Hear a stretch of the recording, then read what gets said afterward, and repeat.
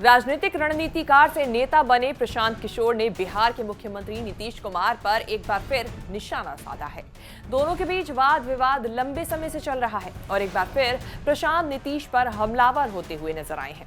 Assam train दुर्घटना से लेकर जनता को बेवकूफ बनाने की बात और कुर्सी पर फेविकॉल वाली बात तक प्रशांत ने नीतीश पर जमकर हमला बोला।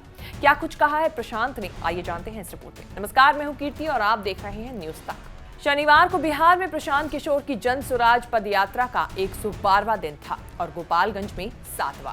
प्रशांत किशोर ने पंचायती राज व्यवस्था से जुड़े जनप्रतिनिधियों, महिलाओं, युवाओं और समाज के अलग अलग वर्गों के साथ बातचीत की। स्थानीय लोगों को संबोधित करते हुए इस दौरान प्रशांत ने नीतीश पर तंज कसते हुए कहा कि आज से 2 दशक पहले असम में गैसल ट्रेन दुर्घटना हुई थी, जिसमें 290 लोगों की मौत हुई थी।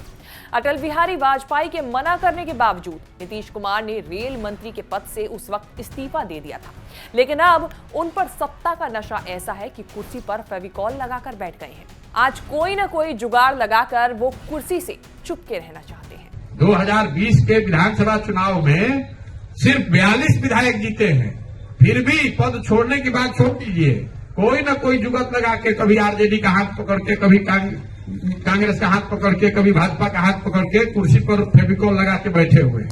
तो राजनेता के तौर पर भी अब नीतीश कुमार वो नहीं रह गए जो पहले थे। और तीसरी जो सबसे महत्वपूर्ण बात है, मानवता का आधार।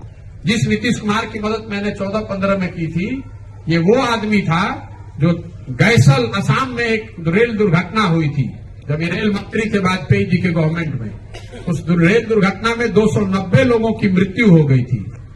तो वाजपेयी जी ने, जब इन्होंने इस्तीफा दिया तो वाजपेयी जी ने इस्तीफा रिजेक्ट कर दिया, अस्वीकार कर दिया।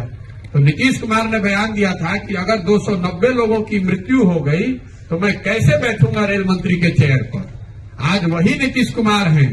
कोरोना के दौरान हजारों लोग मर गए, हजारों बच्चे बिहार के पैदल घूमते रहे, इतना कष्ट में रहे, पूरा भारत हम लोग पर हंस रहा था। ये आदमी अपने बंगले से नहीं निकला, कोई प्रयास नहीं किया कि उन लोगों की मदद की जाए।